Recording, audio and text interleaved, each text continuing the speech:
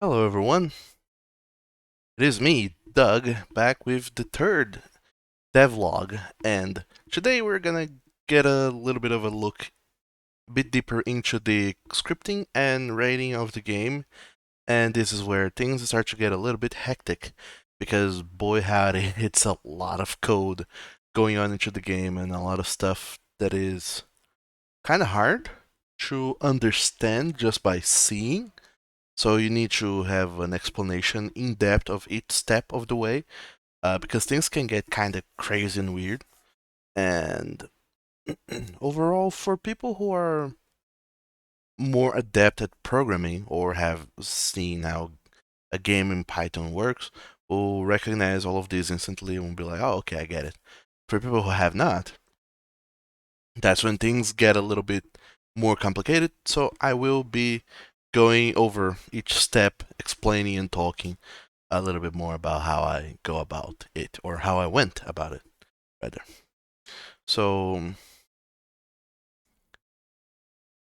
there's a lot going on with the visual novel, and I don't remember if I mentioned this before or not, but it's a lot of moving parts, and it's kind of hard to show these moving parts individually, but I'll try my best to do so. So here you can see we have the game running in the background, and here I have Sublime Text, which is the uh, editor I use for the text um, on the code itself. The game itself, it's on a folder. So I have this folder called We Got Another Year Game, and there we have the game itself. It's um, it's currently separated by a lot of RPI files. So we have the audio characters, episode 1, episode 2, which I'm still writing. Episode menu, I don't know that I'm using that one, maybe I am. Uh, Graphic user interface, I don't think I use that one much. I might have done stuff with it. Options, screens, and stats. I believe that audio, options, screens, GUI, and script coming by default whenever you create a game on RenPy. Then I just started renaming some of my files to better organize them and adding some files that didn't exist to begin with, like the characters and stats. They don't exist by default on a RenPy program. Um, those files are RPI because they're using the RenPy Python code structure. The RenPy Python structure is that the guy who made the whole thing, that made RenPy, or I believe his username on the RenPy official forums is PyTom. The guy picked Python, the coding language, and then built an engine on top of that. That's what RenPy is. It's an engine that is running on Python, but to make it easier, he already like automated a bunch of stuff and created shortcuts or shorthand for you writing your script in Python. So we'll start the game probably in the episode menu. That's where I believe there. Well, let's go by steps first. The first step is that your game starts on your label start, I believe. Label is like a chapter in if you had the book, there's chapters and each chapter is is named something. In here they're labeled. And at any moment the game might say, okay, now that you're done with this, go to label blank or label X, label Y. So you can skip ahead to this or that chapter, kind of like your choose your adventure book. So labels are very important, but by default, RenPy always starts the game on the label start, which is in the episode menu file, and that where you chose the episode. And then if you chose episode 1, then it sends you to the episode 1 script, which is this one that we're analyzing right now. So I named this first episode Lonely. Those of you who played know why.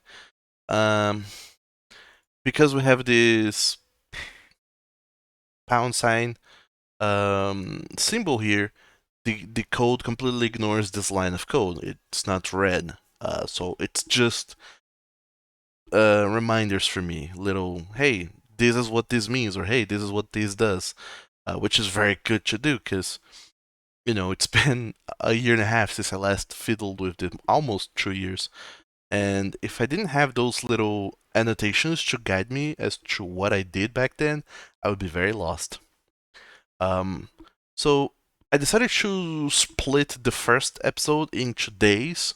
So I have a bunch of labels like, hey, label day 1 morning class, day 1 afternoon class, day 1 evening, day 1 night. Then we go to day 2. I decided to go with days instead of like the day of the week, like, hey, Monday, Tuesday, Wednesday, Thursday, Friday, because that would be very confusing for organizing things. So doing it like this, I feel was much better. So we go all the way through things until day 5, and then the episode 1 outro, and then this end screen, which is the one that shows you the results of what you have done in this particular episode.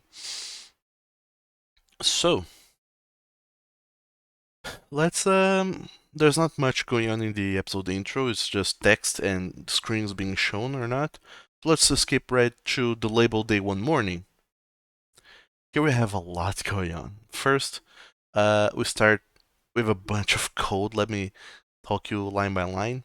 First, we have this $ mind equals 100. This $ means that you're using the variables. Variables are little saved information that you want to have. So, for example, let's say that I have a card, and every time something happens, I want to save this information in this card. So, for example, Rob mind, or rather the mind attribute is Rob's mentality. It starts at 100. I was gonna have it start at 0, but then someone who was a little bit more in depth on programming said don't start at 0, start at 100 because calculations, blah blah blah blah blah.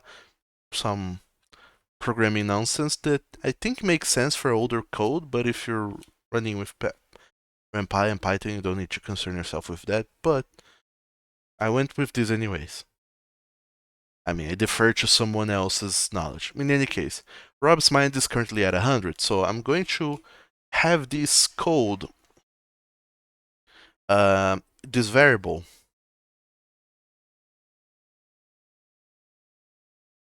that is mind 100. And every time I refer to the mind, I'm going to pick up this card back from whatever and alter its number, its variable, and keep using it. Every time this gets called, I'm gonna be using this. So the $ means that we're calling a variable to alter it in some way, shape, or form, or define it. At the very beginning of the game, at the beginning of the first episode, your mentality should be at 0, because if you're starting from the first episode, you probably have not played the game before, so it needs to be set at 0. But if you have played the game before and you try to start a new game, you would see that your mentality would already start elsewhere, like where it was when you ended the game. So we need to get it back to the default at the beginning of the game. A lot of the stats and that kind of stuff, I don't have it on the episode file. I have it on a separate file, stats. And the fun thing about NumPy is that it can read information from other files. So even though currently the division level is running on episode 1, it's reading stuff from other files that are in the game folder. So we have the stats file. There's a bunch of stuff going on here. And there is a stat all the way down here called mind. So I believe it is defined much earlier, probably somewhere else.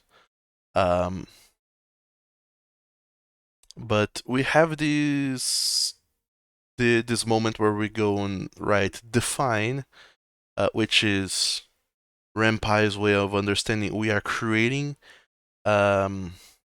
we are creating a variable that we're going to be using. So for example, discard mind, it doesn't exist until we define it. So I go up and create this define card. So now it can be used. But the information for this card is being kept at this different file. whereas the script itself is on another file. I hope it's not too convoluted an explanation.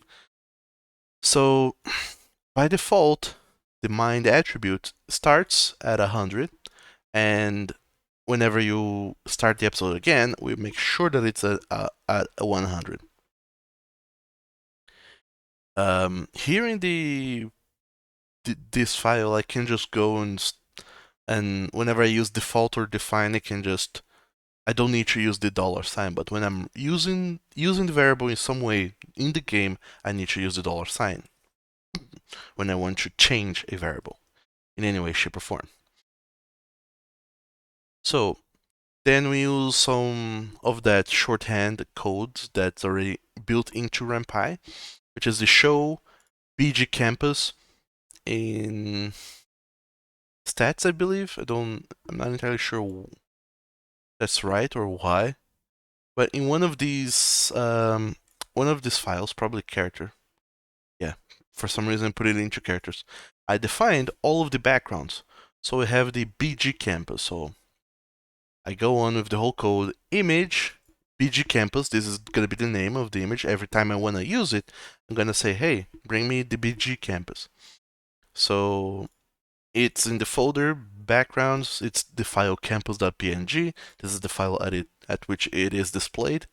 And then I'm defining here that anytime I say BG campus, this is the image, this is the size. That's why I don't have to type these two lines in every time. I can just say show BG campus. And then with fade, which is one of the many built-in effects for images and files, because sometimes you don't want it to just pop into place. You want it to fade, which is what gives it this fancy transition here. Or rather, it would give the transition if I let it play out. It takes some time and then it fades in. That's what this with fade is doing.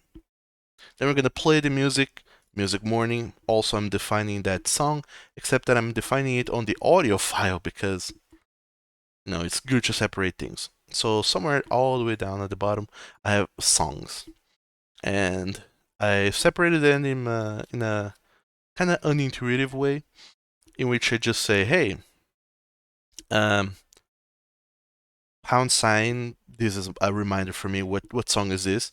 So the usual suspects is the titles I've given to the songs myself, the name of the song, and who plays it, and then down at the bottom we define the song.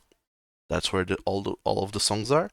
Some songs I have not yet included. For example, all the way down here at the bottom, we have the A Calm Conversation, Windswept by Kevin MacLeod.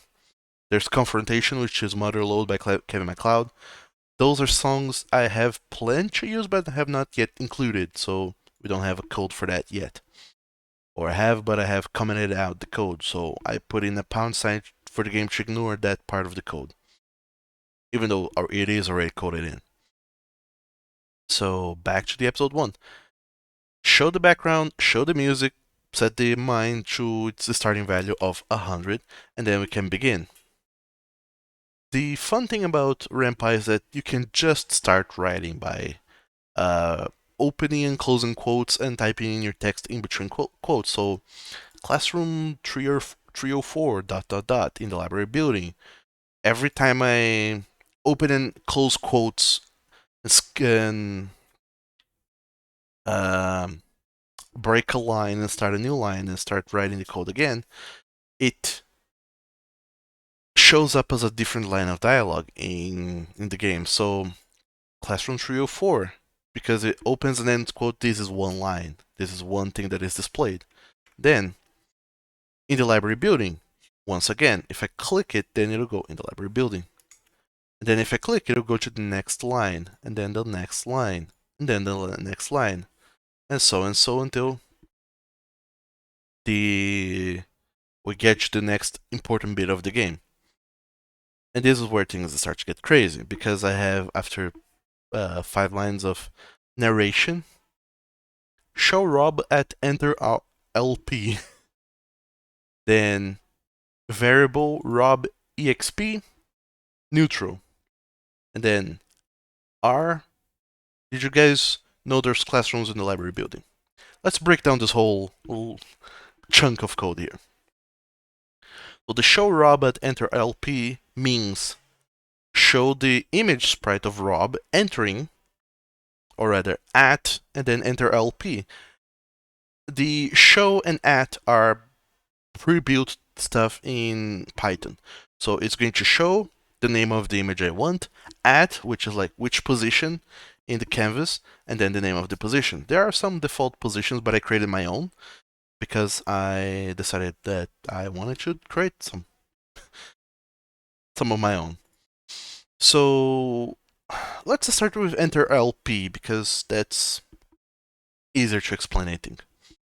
All the way up in here in characters, we have this first chunk of code, which is transform and transitions, which are the positions at which a character can be shown whenever I call them. So the enter LP is a transform, which means it's a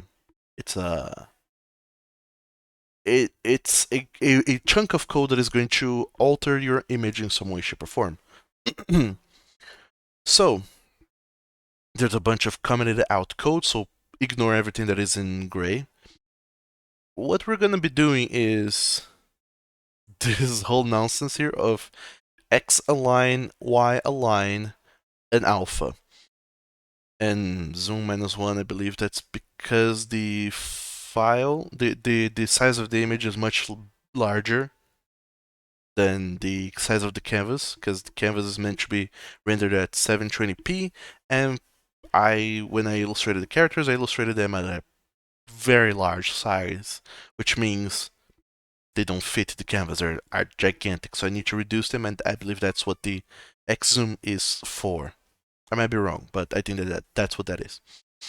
The X align is the horizontal alignment of the character on the canvas. X align or Y align is the vertical alignment of the character on the canvas. And alpha is the opacity. So,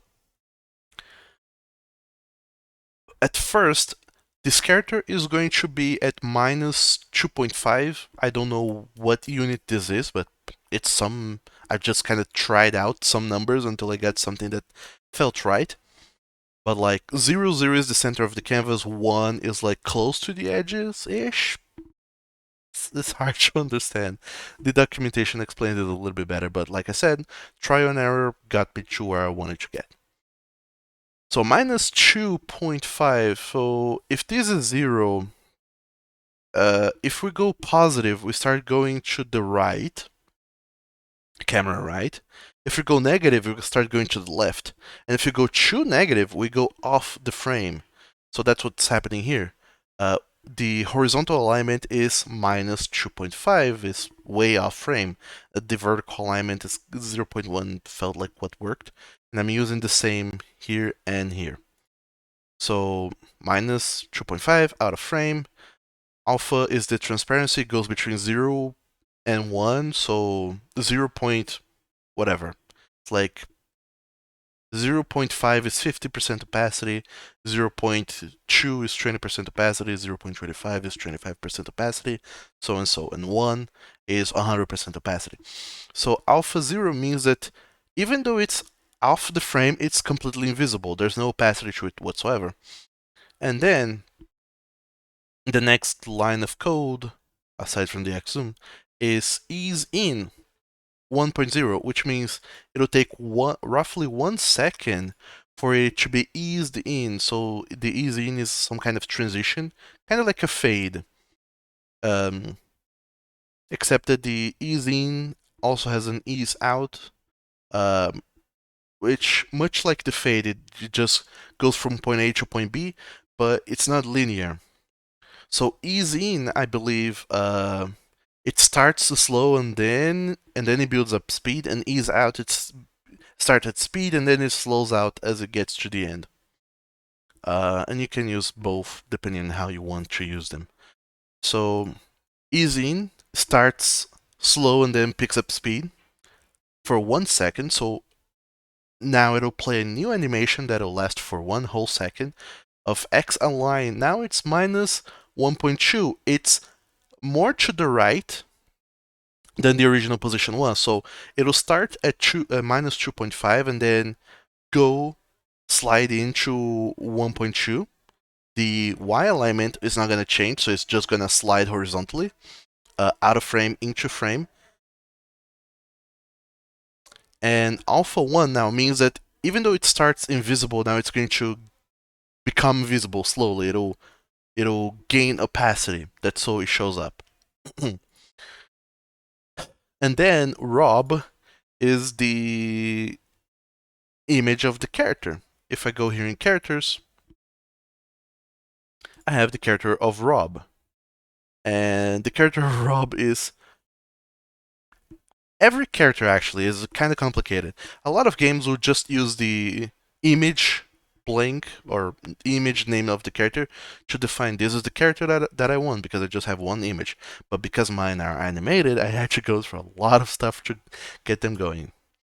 So there's a bunch of stuff here. I'm not gonna talk about all of them right away because then otherwise it's gonna be a very long video. I'm gonna talk about the very basics here, which is image Rob is all the way down here at the bottom. So there's the image, it's called Rob, and it's a composite, which means it's an image that is built up of another images, but the images are being built up on RenPy itself. So I'm not the one who's building the image and sending it to RenPy. RenPy, the program itself, is getting all the images and layering them together and building something. And this is the size at which I define. And as you can see, 1400 pixels tall is way more than 720, which is why we use the X zoom -1 to shrink the image a little bit. I think I tried once to change the size here, but it didn't work out all that well with the numbers, and at some point it was just so crazy that I decided, you know what, I'm just gonna do it that way. The less lines of code I can get the results with, the better. Because as you can see here, originally, all the way at the top, it transforms. Originally, the enter LP used to define a size by default. So this is the size. But the problem is, I drew all the characters at different sizes. So, because like Rob has like an is a little bit above average height. Lee is taller than Rob, but Call is shorter. Jane is also shorter. So I can't just have a default size in the transform itself. I need to have the default size in the character sprite. That's why things don't break. And then here, each line an image Rob, and then we have to, as we're building this composite, every bit of code now has to come in one paragraph further to the right. That's so it's nestled into the image. So if I collapse the image, you'll see that it'll collapse just those lines here. And this is by design.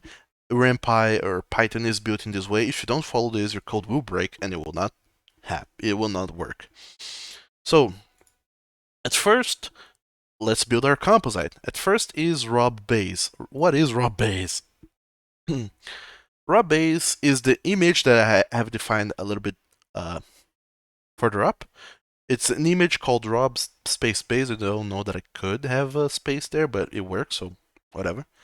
And then, if you go into the folders and go into characters, or chars for short, chars, Rob, then the expression of Rob, it's between brackets, I guess, because I want that to also be something variable. And then Rob base. Because all the way back at the beginning, I have the default Rob expression. That's a variable I have defined. And then neutral, that's the default. I created a new variable, it's called Rob expression, and the default value for that is neutral. So whenever we go down here to, let's define the Rob base, we're going to say characters Rob, what folder should we go into? Go into the folder with this variable in it, which is Rob expression, then Rob base. Because if you go into the game folder, go into images, go into chars, go into Rob, I realize now that you can't quite see this thing here. Let's go back a few. So if you go into the game folder, go into images, go into chars, go into Rob, and neutral, which is the default the default expression, we have a bunch of files. And then there's the Rob base, in which we have a Rob with no lower mouth and no eyes. And this is by design. Now back to the code. The next layer is Rob clothes. And back to the code. Rob clothes follows the same thing.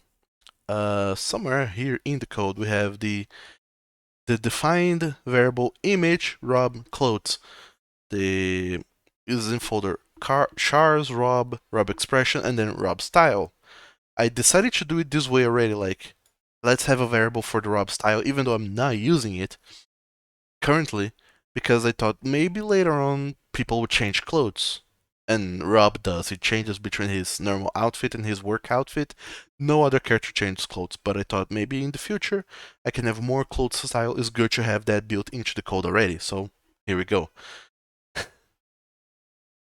There's also a variable somewhere here for default Rob style casual. This ideally these variables would be organized a little bit better in the code, but little old me built this forever ago, and little old me didn't think about all these repercussions as the code get chunkier and chunkier. So chars, Rob expression, Rob style. Those are the clothes, and if you go to the folder, we can see that they are here. We have casual, which is just the clothes, kind of cut out for the bits where there's the Rob's appearance would be. I know why I did it this way. Could have just have both of them in one single file, but because like instead of having a base, I could just have style and then style casual. It's just this one file. Or style nude is just no clothes. That's a style. So I could combine the base with the style in one single file. That would make my life so much easier, so much better. But I didn't think about it back then. I just thought of it right now. So go figure. But to go back and change the whole code, no way. Not gonna be doing that. Back to the composite. Rob base, Rob clothes. So we have the base, then the clothes layer together, and then we have the next layer, which instead of just going straight for a thing, we're gonna go into condition switch. Fun. Let's get into conditionals. A condition switch is literally a condition switch. So I can say, for example, that hey, this I don't remember what this is called, like Swiss knife thing. Is it open or is it closed? Those are the conditions in which it can be, or it can be open halfway. That's a conditional switch. This object has a few states: the open, open halfway, and the closed. In which state is it currently? Except that the object in the game has to be a variable, and the variable is Rob mind. If Rob mind is set as Ri, that's what the double equal sign means. It's like Rob mind is equal to Ri, then Rob ego, Rob underscore mind is equal to RR, then Rob ego. Or if it's true, in which case none of the above none of the above conditions is valid. So Rob mind is neither RI or RR, then Rob no go. The fuck does this mean? Whenever Rob is talking, there's these moments in which the intuition and reason they start speaking behind him. So we have the Rob no go, in which I just have the empty file, which is literally just an empty file. There's nothing here. It's a blank PNG. Then we have the Rob in and Rob ray, so intuition and reasoning, which is just the outline at the top of his head for this specific pose, as you can see. So if Rob mind is Ri, then we go with Rob ego. Rob ego is Rob intuition. If Rob mind is RR, so R reason, or R intuition, Rob reason, RR, then we go with Rob ego, which is Rob reason. And then if neither of those are true, then we go with Rob no go, in which there's no outline for either intuition or reason. It's just default sprite of Rob. Then later on, I'll talk. Whenever I talk a little bit more about the animation, I might get into this because it can get complex. Um, but in short, what this means is that there is a variable somewhere in the code that that sees, am I speaking with Rob's intuition or reasoning? If so, change the mind state to one of those two. That so it gets colored that way and shows up in the composite, pretty much. And then we have the next condition switch, which is R talk. So R is the initial of the character, so Rob. Is Rob talking? If so, then use the Rob mouth image. Is Rob not talking, then you, in which case, true because none of the above are valid. Is he talking? No. Then it is true that none of the above is valid. Rob mouth still. This is the condition switch means that only one condition can be met at a time, and whatever condition is met, that's the value that we're gonna get. So first we had base, no condition necessary. Then we have clothes, no condition necessary. Then for the, is there gonna be an overlay of the mentality thing? Let's check the conditions. Are the mentalities talking right now? No. Then no overlay. Now to the mouth. Is Rob talking? Yes. Load up the sprites of the mouth. Is Rob not talking? No. Then just load up the image of the mouth still. And then lastly, the last layer is Rob eyes. There's no conditional switch because the eyes are always there. Okay, so our talk is a variable somewhere else in the code, which means, is the character currently talking? If the character is currently talking, then use the Rob mouth. Let's examine the Rob mouth. So we have the image, Rob mouth, chars, Rob expression, mouth 1.png. I always have 3 images for the mouth. One with number 1 is usually the mouth closed, number 2 is the mouth halfway open, and mouth 3 is mouth full open, or as full as it can get for the current expression. So characters Rob expression mouth 1, and then 0.125 or 1/80th of a second, it will read this line of code, show this image, and then 1/80th of a second later, give it a choice. What are the choices? We have 4 choices, as you can see. Either play the following preset animation.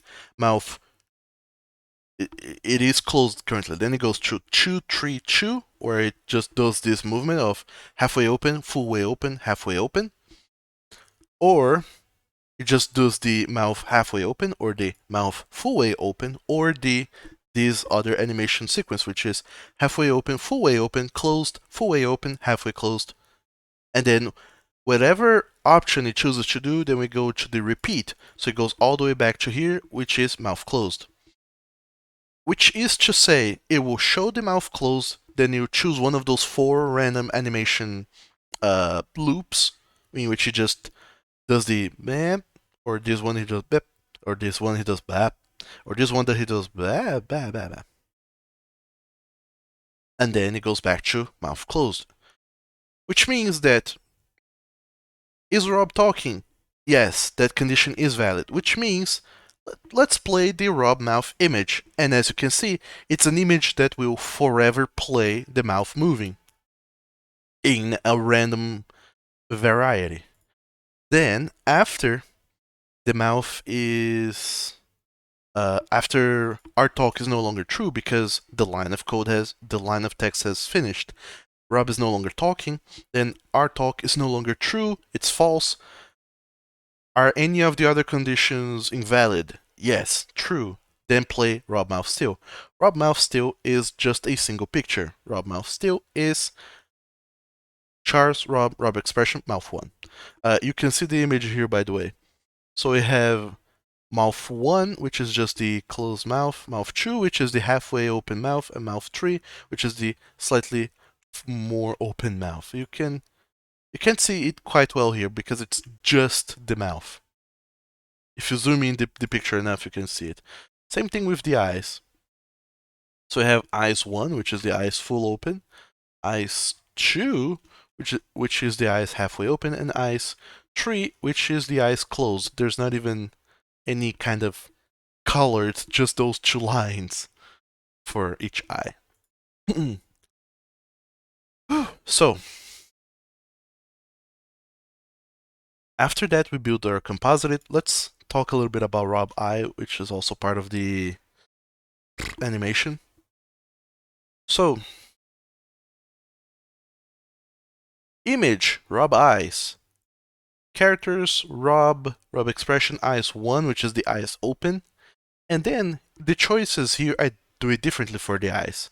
We have several half a second intervals, so half a second, full second, 1.5 seconds, 2 seconds, 2.5 seconds, 3 seconds. So after between half a second or 3 seconds in half a second intervals, it'll randomly choose one of these, or rather, it'll randomly wait between these amounts of times, and then it'll keep playing the rest of the animation, which is eyes 2 halfway closed, eyes 3 fully closed, eyes 2 halfway closed, and then repeat, go all the way back to the beginning. Eyes open, wait a random amount of time, then blink. Repeat. Eyes open, wait a random amount of time, blink, repeat. And between the frames of the blinking, I use 1/10 of a second. I did some tests, and this is what felt best. I could make the frames between the blinking faster or slower, but this is what felt best, to be honest. And so we build our Rob. So Rob base, Rob clothes, the mentality, whatever, mouth and eyes. All those 5 layers build a character, the image Rob. So when we go here back to episode 1 and I say show Rob at enter LP, this is what happens. He enters and he talks.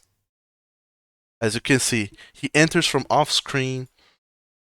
At first he's completely invisible, then he becomes opaque until he's fully colored, and he slides in only horizontally, not vertically at all.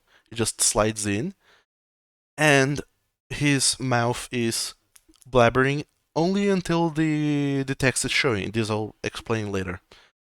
And then, no matter what's going on now, his eyes will randomly blink at, well, random intervals. You can't quite see the blinking because my camera is covering the thing. Fun. Well, but you've played this game, you know exactly how it goes. So Rob will randomly blink every now and then. So this is this part of the code. Show Rob entering and then Rob EXP. Didn't get to that yet.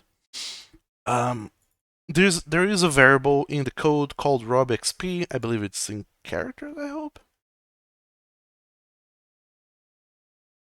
No, I believe that's in audio or stats.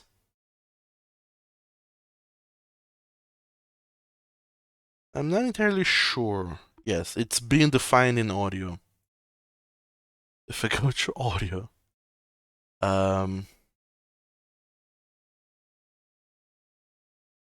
here in Python early, Rob sounds conditionals. There's the Rob exp and then exp in between parentheses. That's the moment of the code in which I say, hey, show Rob with this current expression.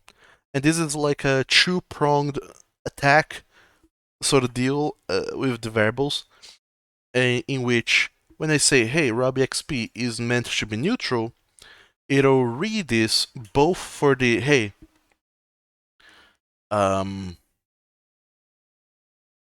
RobXP, XP that has just been defined. Encode this mean, it's a little bit tricky to explain this, but what this means is, there is this function, this variable, called robxp, and it has a value within it. Much like before, we defined mind as 100, in here we define that the value is between parentheses, which means that it's the value that I want to use inside the code itself, inside this function. So, whenever I go and say, hey, robxp is neutral, like I said, whenever I'm using the $sign, I'm defining or not defined, but I'm updating the variable. So I have a variable that is rob expression, and I have just said, you know what, I want it to be neutral. What does that mean? I change this expression, robexp, change it to neutral. So in audio, because rob expression is elsewhere in another part of the code altogether, I'm gonna say that, hey, rob expression is global. So whatever it is, I want to use it here.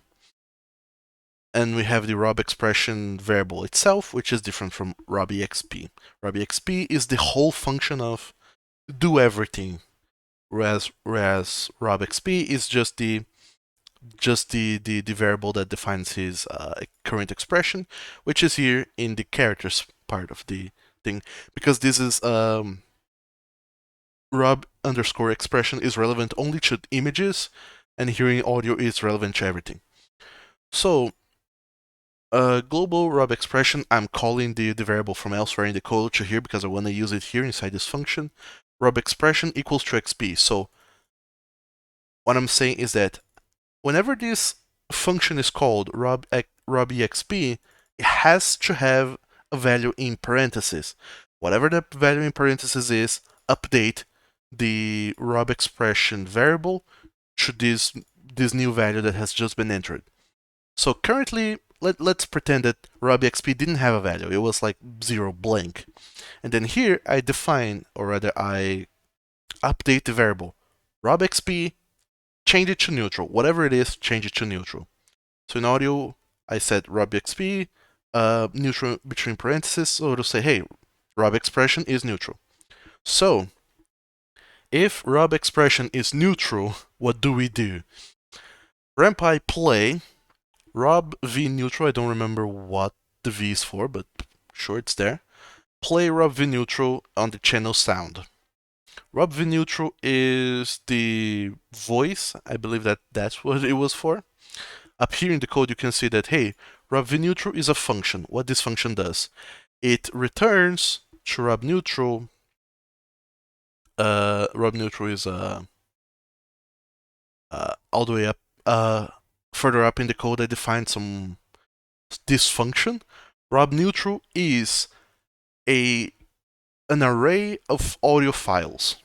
Array is like a list in code terms. So rob neutral is an array with 3 audio files: rob neutral 1, rob neutral 2, and rob neutral 3. Those are the sounds that Rob will be making at any moment in the game. And there's also an array for each expression that Rob does, and for each character as well. So there's a bunch of those being defined here.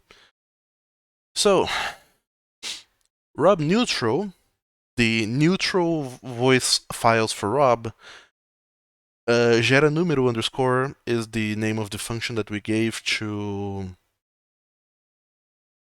generate a random number based on the length of the array. And then Rob neutral again, because hey, generate a random number based on the length of this array that I'm defining. The gera número here is another function. I didn't even define what functions are. Functions are like when you want a chunk of code to be executed automatically and do a thing, but because you're gonna be doing it hundreds and dozens of times throughout the code, you don't want to code by hand every time it does that thing. So somewhere else in the code, you create a function, which is like an auto-executable script for a thing, and then just have it there. And whenever you want to call that function, you call it by its name. So what I'm saying here, pretty much, whenever I say robxp neutral is, hey, call up that function. It gets lengthy. Call up the function that changes the expression of Rob, so it'll change the expression, but also calling the function that plays an audio file, but the function that plays an audio file runs a function that generates a random number between the length of the array to define which audio file to play, and then, a function calls other functions and it just goes into function hell. That's why coding can get hard at times. But in short, the gera número, or number generator in Portuguese, uh, uses the array length, or array len for array length, uh, as one of its properties. What it does is that it generates a var random, or random variable, in which we use the rampy.random.random int. This is a code to say generate a random number. The random number I want you to generate is an integer, so it's a full round number, so like 1, 2, 3, nothing like 2.5. That's not an integer, that's a decimal number. So, or in, as they say in code, it's a float. We don't use floats here. So, generate me a random integer. The integer has to be between 0 and the length of the array minus 1. Why minus 1? Because code is weird, and numbers don't count from 1, they count from 0. So, the first value here, rob neutral 1, is actually the 0th place in this array. So if you say, hey, what's number 1 file in the array? It's actually the second. Because the first is number 0. So 0, 1, and 2. But, because codes be codes and codes be weird, what it's going to be doing here is to generate a number. It'll look at the length of the array and be like, this array has 3 values. Value 0, 1, and 2. Those are 3 values. Cool. But I want to generate a random number that is valid. So, hey, generate a random number. It's going to be okay. So you have 3 values. So you can have 1, you can have 2, or you can have 3. But 3 will always return invalid because array is 0, 1, and 2. So whatever number it generates, I have to reduce it by 1. So subtract 1. That's so the number of values becomes equal then to the position of the values. And that's why coding can be hell sometimes. In short, function gera número will generate a random number based on the length of the array. The length of the array is here, the name of the variable with, the array. And then it'll return the var random, which is a number we just generated. So whenever I go, hey, robViewNeutral, it's a function that will go generate a number and return a number. So robViewNeutral, we have 3 values. So I want you to count 1, 2, 3, because not every array has like 3 values. Some arrays have like, for Jane said, there's only 2 audio files. And so if I hard coded, give me a random number between 0 and 2, so 0, 1, and 2. In this case, it would also return invalid if it generated number 2, because that's not a valid number. So instead of hard coding, give me a random number between 0 and 2, give me a random number between 0 and whatever the length of this array is minus 1. That's how you code. So, robViewNeutral generate a random number between 0 and the length of the array. So let's say it gives me value 1, which is the second audio file. So robneutral2.mp3. So now in the if rob expression is neutral, now play robViewNeutral2, or rather robViewNeutral, value 1 file Rob neutral chew.mp3. So play that in the channel sound. And also remembering, uh, because we had the global thing go and change Rob's expression here in character, it'll change the variable Rob expression from neutral to whatever else it is, which in turn will make it that so in every folder, every file of the composite, it'll say, hey, let's go into folder characters, Rob, the expression that has just been changed by the variable. So it'll go here into characters, Rob, and then which one of these expressions are we using? Let's say it's now serious. So now it'll load the casual, base, eyes, mouth, and intuition and reasoning for that specific expression, all of which is separated by folders. This is how we build a character.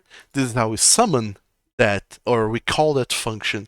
And as you can see, this whole $sign RobEXP, open parenthesis, open quotes, neutral, close parenthesis, close quotes, close parenthesis, and then R, the blah blah blah blah blah blah. The R is the simplest bit of this whole nonsense, in which here earlier in the text I said, hey, define R as character Rob, so it always shows Rob's name here on the top, with color white and outlines to make it just easier to read. And callback is Rob talking, which is when we get into the whole nonsense of is Rob talking? If he is, then show his mouth moving. If he's not, don't. And then, as you can see, this one line of code does so much, but oh so much. And that's not by default. A lot of visual novels don't do this. A lot of visual novels don't have this whole animation thing with all of this nonsense. Because what this is doing is, on the fly, changing the character expression and playing a playing an audio file based on whatever expression I change it to.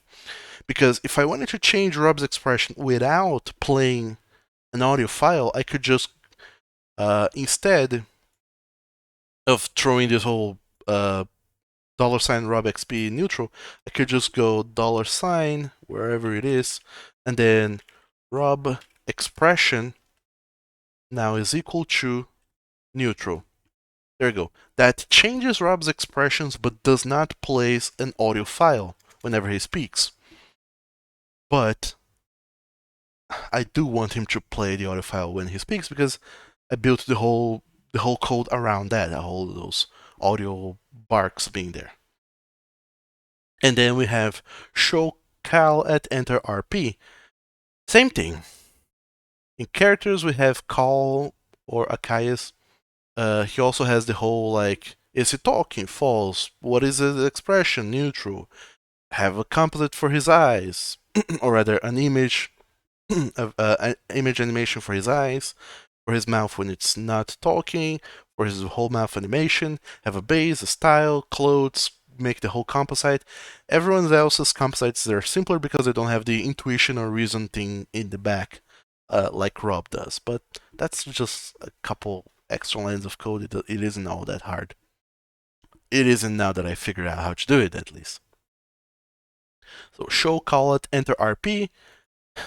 Enter RP is another transform and transition. So enter RP does the same thing. X align 2.5. So 2.5 would be off screen but on the right side. And then Y align is the same thing. Alpha 0 because I want it to be invisible. Then X zoom to define the size correctly. Ease in, it will start slow and then build up speed. Move to X align 1.5, so it moves from 2.5 to 1.5. Then Y align, vertical alignment doesn't changes, and alpha 1.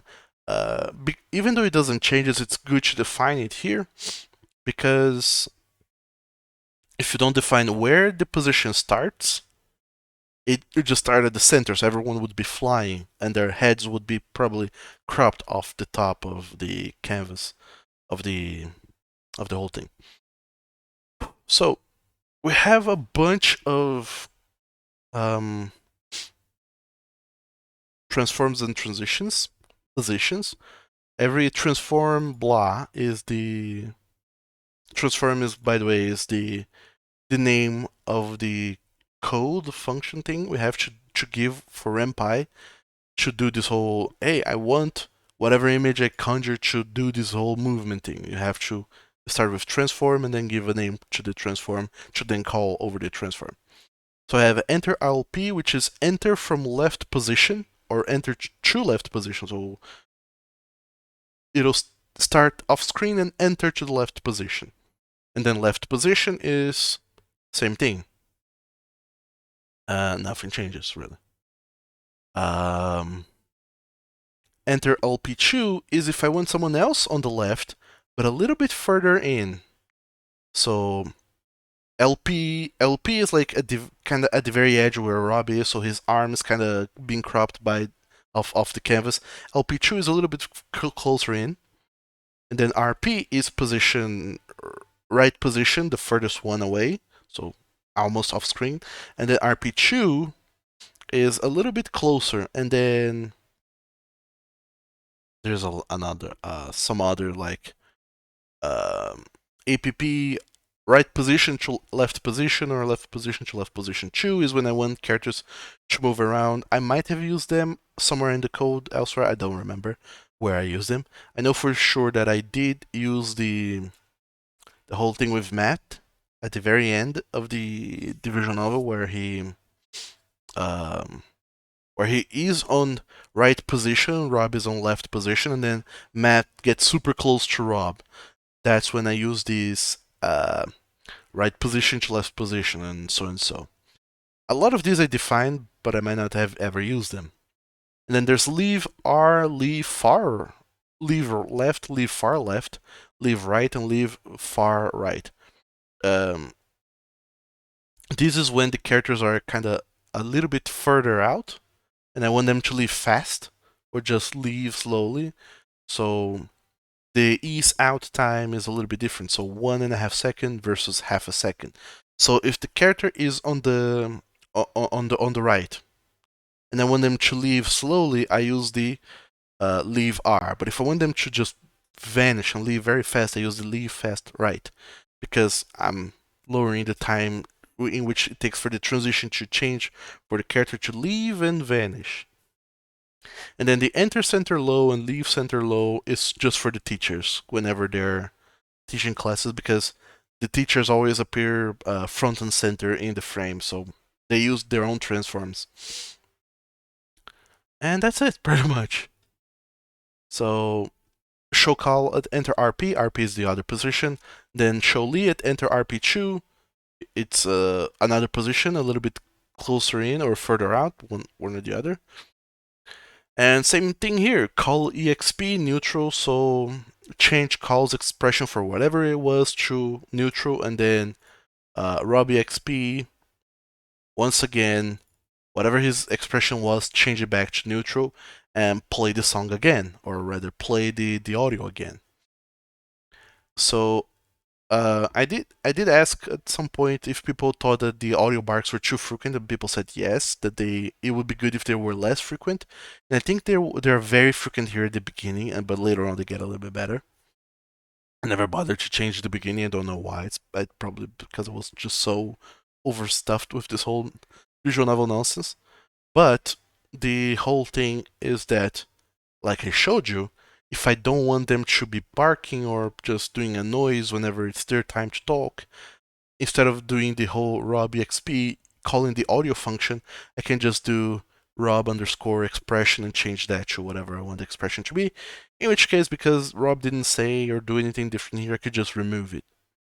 Originally, my idea is that in a conversation, whoever is talking, whenever it changes between whoever is talking, like Lee is talking and then now it's Rob's time to talk, whenever it changes the speaker, that's when they would have a bark go off.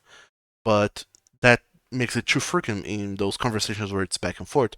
So I decided to just play the barks only when the character changes expression or enters into the conversation. So if the character is not in the conversation and they come in, then they do a bark, and if they are neutral, then they change the expression, then they do a bark to show that.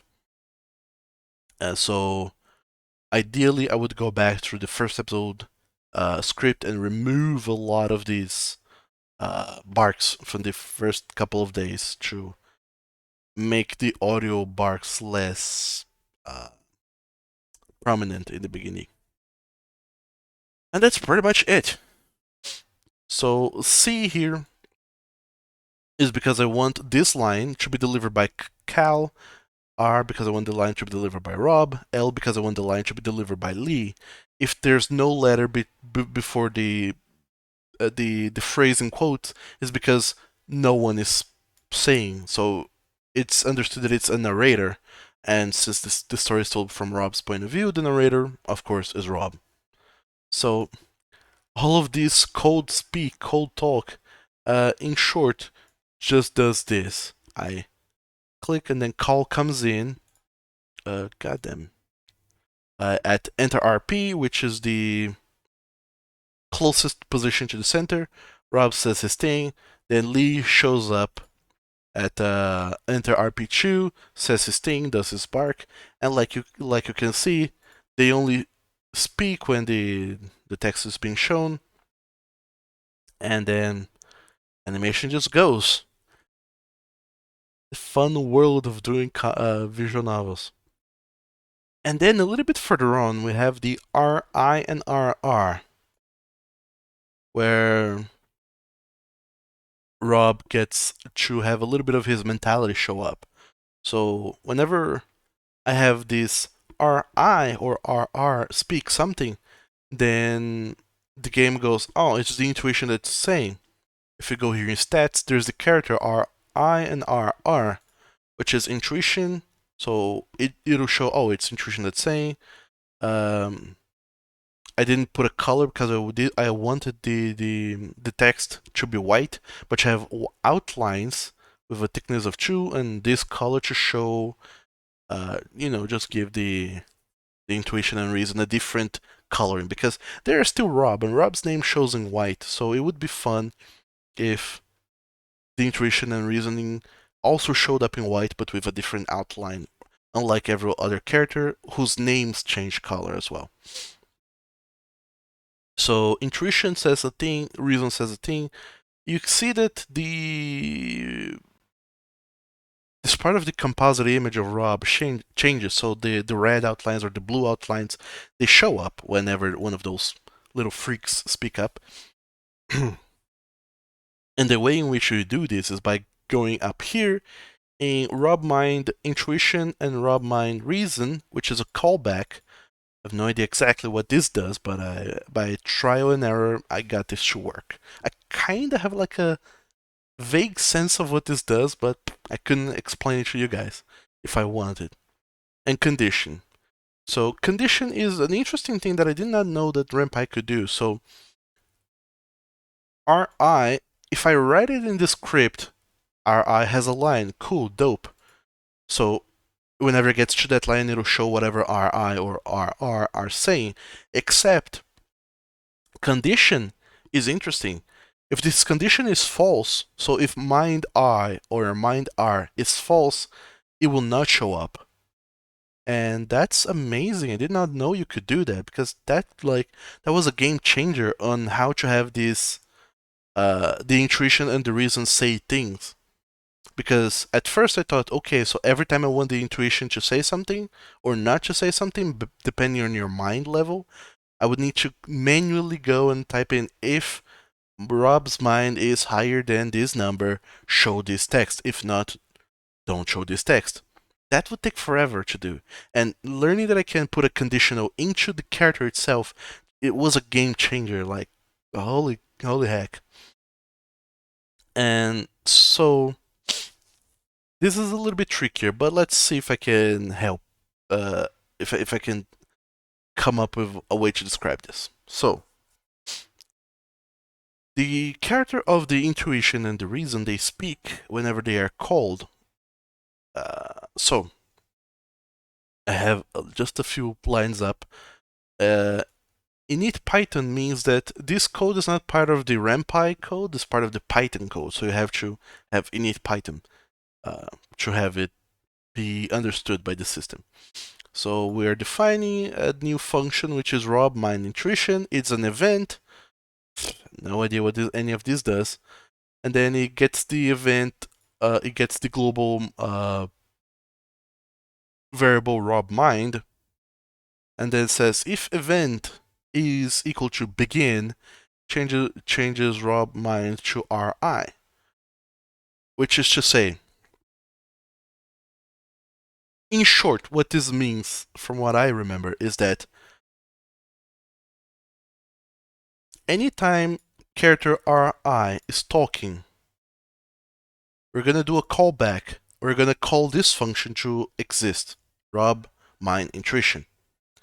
Whenever this function happens, we're gonna get the global variable robmind and change it to ri. And if you remember correctly, here in characters, whenever we defined rob, we said that, hey, if robmind is ri or rr, then it shows the rob ego or rob ego. So we'll show the little intuition or reason outline if one of these variables is true. And that's what this is doing. Whenever I say this line is spoken by this, by this mentality side, then we do this callback function, which changes that line of code in characters to change, hey, mentality is talking or reasoning is talking, so show up the image. And because different from the Rob, which has the callback Rob talking, because it does not have this callback, Rob doesn't open or move his mouth around. So we are able to change Rob's sprite without having Rob actually speaking, which is just wizardry. It's straight up sorcery, as best as I can tell. Everyone knows this is just coding, doing what coding does, which is witchcraft. But to see all of this in action, it just looks beautiful. But when I was trying to come up with this nonsense a couple of years ago, I almost lost my mind. It was wild.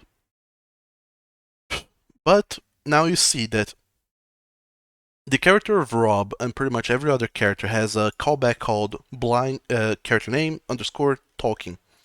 This is a very simple callback, which is uh, generate a function, define Rob talking is an event, which is pretty much is the character talking. Has this character name been summoned or called in the script? Yes. So the event is true, the event is happening, let's do a thing. Global R talk and global R mind. If Rob is talking, then Rob mind goes back to neutral, which means disappear with the intuition, disappear with the reasoning. They vanish. So Rob mind ceases to be RI or RR. It goes back to neutral, so both intuitions change. And as we remember, if neither of these are true, then Rob no go. It doesn't shows up anything. I'm these variables I gave them all kinds of weird names, but I mean it works. I know what they do now just by looking back at the code. So whenever the event begins, so whenever Rob starts speaking, change the mind to neutral, that's so the intuition and reasoning thing vanish, and define raw our talk to true. And if you remember correctly, if our talk is true, then use the Rob mouth, part of the composite, which is the mouth moving animation. Then, when the event slow done is over, which is whenever the text stops showing up, so whenever the lines of dialogue they end slow done, then our talk false. What this does is Rob is talking, but Rob has finished talking. So stop moving the mouth. R talk is false, and if R talk is false, or rather if any of the above conditions are invalid for this condition switch, then change to Rob mouth still. So this is the Rob talking, Lee talking, Call talking, anyone talking. All of them have the same thing, which is, hey, just pull in this thing. If the event of them talking begins, start moving the mouth. If the event ends, stop moving their mouths. These are only in the documentation for Rampai, which I had to research back and forth dozens of times to figure out this nonsense, but now I'm here telling you all guys how I did it. That's so you don't have to lose your minds trying to figure this nonsense out. And that's pretty much it for animations and nonsense. So I have the R, which is the character of Rob talking. RI is the character of intuition. RR is the character of reason. RRM and RIM is intuition and reason, except when they're maxed out. So the condition in which they do show up is mind max R or mind max I. Let's talk a little bit about that, because that's when things get dicey. So, all the way down here in stats, I have the default mind starts at 100. At the very beginning of the game, mind reasoning is true, mind intuition is true, mind maximum reason and mind maximum intuition both are false. Because mind is a value that starts at 100 and it goes up to 110 or goes down to 90. I wanted to do it starts at 0, goes up to 10, goes down to minus 10, but apparently using negative numbers can screw stuff up in coding, so I didn't do that. So, Python early. Let's code with Python again, not RamPy, but Python itself. Define the set mind. Every now and then, we'll throw the code, so Rob will have this expression, say a thing, and whenever we get the menu, it means that he gets choices. So, now I'm too cool for school and his clubs, I don't have time for that or exploring. Well, have you? And then change the expression, play the bark, say a line, and then set mind. This is another function that I didn't get into. Set mind minus 1, so it starts going into the intuition side of things, or go up, so it goes into the reasoning side of things. So 110 is full reasoning, 90 is full intuition. So Rob says a thing, call the Rob exp function to change the expression and play an audio, and then the setMind function to add or subtract a number from Rob's mentality. And some, like I said, some choices are neutral, so they don't do that. They don't change your mentality at all. And then pass to say these choices, these branch of the choices ended. Go back to the rest of the script. This choices has finished. So get out of the menu thing. The set mind expression, or function rather, what it does is it needs a value x. So you can't just say set mind. You have to say set mind and then a number, or positive or negative. If it is positive, it'll get added. If it's negative, it'll get subtracted. So the set mind globally calls all of those variables: the mind intuition, mind reasoning, mind max reasoning, mind max intuition, and we'll start to do a whole shebang of things. First, it'll look to see, is mind less than 110, and is x higher than 0, or is mind higher than 90 and is x less than 0? If so, mind you add to the variable mind plus equal whatever x was. What does this mean, you might be wondering. If your value is, so if Rob does a thing that, like, hey, mind goes up by 1, so, and his mind is already at 110, so like it's at a maximum, you can't add anything, so don't do that. If it's below 90, or rather, if it is above 90, so like let's say it's 91, and the value that you're trying to add is 1, then it does. It has to be, actually, if the value is lower. I wouldn't need to do a whole graph illustrating this, but if you are mathematically inclined, then you can figure this out. It's pretty simple, actually. If mind is above, in short, what this is doing is just saying that if this number is valid and your mind is at a valid value either, then just add the number. So if your mind is already at maximum and the value is positive, you can't add it, because if you add it, then it would breach from 110 and go all the way up to 111. That we can't do that. So don't do that. And if your mind is at 90 and the value is like is like less than 1, like -1, then you can't subtract it, otherwise it would go down to 89. Mathematics is kind of complicated to explain when you're doing it arbitrarily like this.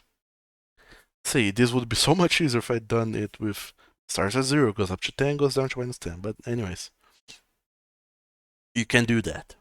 So if your mind is within the range and the number does not make the number that you're adding or subtracting doesn't make your mind go outside of the range, then it's a valid number. You can add it or subtract it, whatever.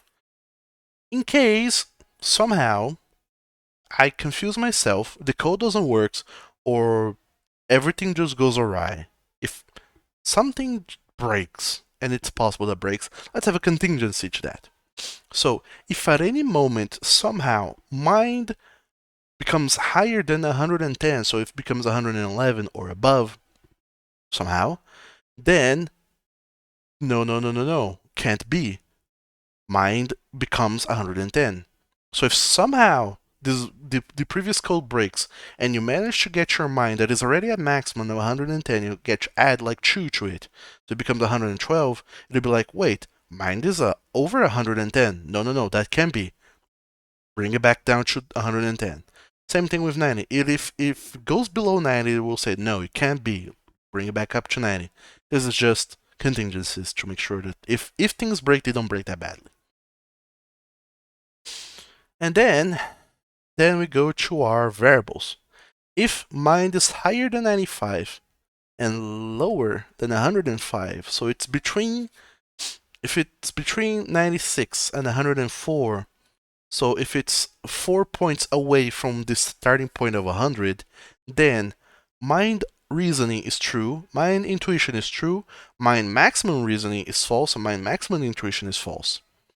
But if mind becomes higher than 104, so 105 up to 110, then mind reasoning and maximum reasoning becomes true, intuition and maximum intuition becomes false, and the other way around if it is lower than 96, which is 95, 94, 93, 92, 91, and 90. So if it is in the lower end, your mind just goes full intuition. If it's on the upper end, it goes full reasoning, and if it's in the balance, which is 9 possible numbers, which is 96, 7, 8, 9, 100, 101, 2, 3, and 4. So if it's between those 9 numbers, your mind is balanced. So it's in the balanced zone, where mind reasoning and intuition both are true, but maximum either isn't, or it's on one of the extremes in which reasoning and max reasoning is true, or intuition and max intuition is true, and the other is false. What does this does? What does this change? You might wonder. What this changes is, if you go back here to stats, to the characters, you remember that RRM or RIM only shows up if mind is maximum. of intuition or reason, depending on which one you want to see.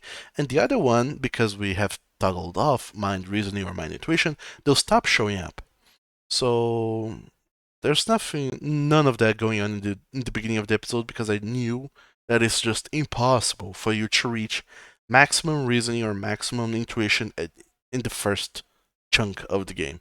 Let's jump all the way back to um, day 5 evening when you're talking to Matthew. Blah blah blah blah blah. A lot of conversation goes up. You and Matthew talk. Depending on whether or not you got Matthew booted from the team, the things that they say change. And then here, if Rob's if Rob's full reasoning, he'll say this to Matthew. If his mind is full, if it's full reasoning, he'll say like, I know it's none of my business, but family can be problematic, insufferable, and sometimes outright toxic. No stranger to such things, and if you don't mind, I'd like to hear what you have to say. If it's full intuition, you'll say, I too have a screwed up family, but seeing how you didn't move across the ocean to get away from them like I did, I suppose you're on better terms with them than me with mine. Of course, it's not a competition or anything, but I'm curious now. And if Rob mentality is neutral, it'll be like, we don't really know each other, but I'm worried about you. I don't want to leave you alone in here. I'm afraid you might do something bad. I've seen people in similar situations to yours before, and they were alone with things. They were alone, and things didn't end well for them. And then others who weren't alone, but didn't end well for them either. I had a double didn't here. Didn't catch that. I can't let that happen to you. So depending on whether what your mentality is, the ending thing that Rob will say to Matthew will change. And also a little bit before, we have these moments where I have here we go. I went back to work, blah blah blah blah blah. And when after Matthew first shows up and then goes upstairs, and Rob and Jimmy Jones they talk a little bit. Then we have the RI, RRM, RR, and RRM. The RI says he seems lonely in this place. Maybe to a higher degree than it first seemed. And then RRM, Intuition Maximum, says no wonder he was so volatile. He's suffering so much on the inside. And Reason says keep him company. He needs it. And Maximum Reasoning says his problems and tribulations are surfacing on an emotional level. It's impossible for you to be able to see all of these 4 lines together. Either you will see RI and RR because you're in the balance, or you will see RI and RRM because you're full intuition, or you will see RR and RRM because you're full reasoning, but you will never see all 4 lines combined in the same instance in which they show up. And this is the wizardry of coding. I get to just write this RI, RRM, RR, and RRM, and the code just does its magic and says, let's see what Rob's mind status is. Oh, it's this. Okay, let's show this line. Let's not show this line. And it's just magic that I can just do that without needing to code. Because this is how the intuition thing goes, and this is what I would have to do. Like, if mind is higher than blank, then show this string of text. Otherwise, if mind is maximum intuition, then show this bunch of text. If neither of those are right, then show this bunch of text. So if any time I wanted the intuition and reason, like the extreme versions of them, to say something extra, I had to do these conditional stuff, I would just be going nuts. But with the extra code that I've done, I don't need to. I can just go and do this. Wonderfulness. I've been talking non-stop for an hour and a half. I thought it was just like half an hour. Boy, this is going to be a long one. So, I don't know that I have anything else to say in regards to the code. I kind of just did a full dive into it, and I don't know. I mean, if you guys have any questions or anything, let me know because I'll try and answer them as best as I can. Otherwise, this is it for this week's devlog. Devlog number 3, the one in which you learn how to code with me. Poorly, but to a certain extent. Well, I guess. Um, I've been at work with part episode 2. I've been starting to write up some more stuff. I had recorded a video elsewhere on my cell phone. I'm not gonna include it here because it's too long already as it is. So I'll leave that to next week or afterwards on what else is going on with. We got another year, so thank you guys for watching. Have a wonderful week and good luck.